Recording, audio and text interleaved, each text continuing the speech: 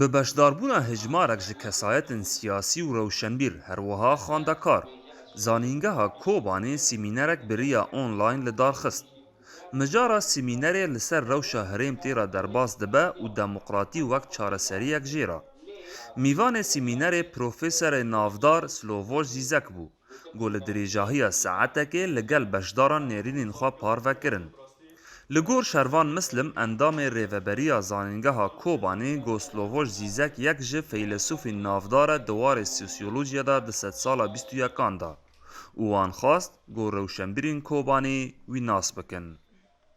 Zanîngeha Koban ev darxist, ev seminerê ji alî feylesûf Slavoj Zizek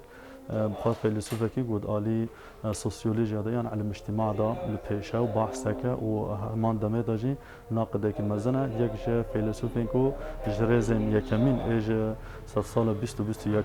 تناس کرن براستی جو کو زانگاه کوونی ما تنسیق کرا چیکر و ویجی آوای که یکسر داخاز ما ارینی که کو ساعته که کان بجمع را وقتینه و سمیناره که بده مجل وداره خواندکارن خوا و هر وها کسایت سر بخواد سیاست مدا روشنبیر ما دعوت کردن و من هر وداره بهدار سمینار گهدارت کنن پاریزر و سیاستمدار فرهاد باقر گو یک ji beşdarên semînerê bû dide zanîn. Got ev çalakiyên bi vê rengî girîngin ji bo herêmê û li gorî Baqir,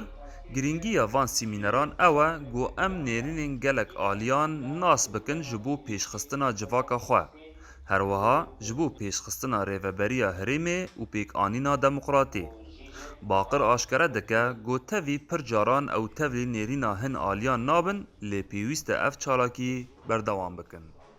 Girîngin semînerê ji vî rengî merî ev kulturana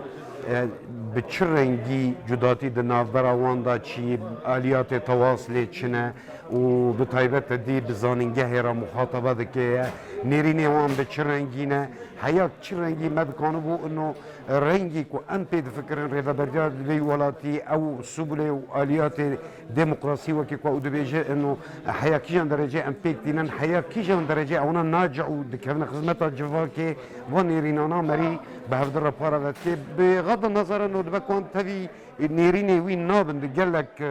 stasyonê wê da yanî lê balkêşin xweşin merî bi hevdira para ve bike û merî wê jê faydê bimîne.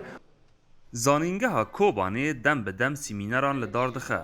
û taniha bi dehan mîvan ji Kobanê û dervayî Kobanê têda beşdar bûn. Lê ev cara yekê ye got mîvanekî bi rêya online ji Ewropa beşdar dibe. Mehmûd Balî Dengê Amerîka, Kobanê.